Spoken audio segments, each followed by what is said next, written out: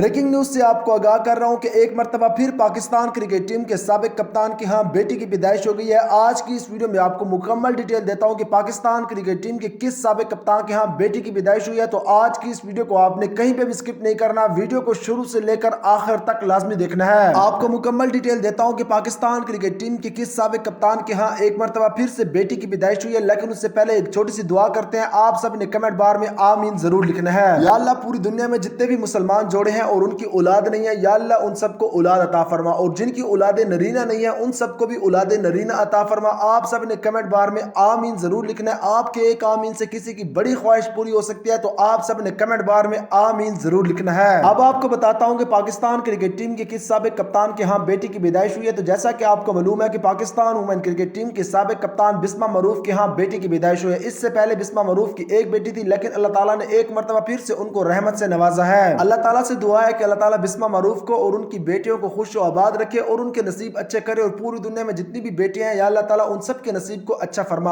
आप सब ने कमेंट बार में आमीन जरूर लिखना है।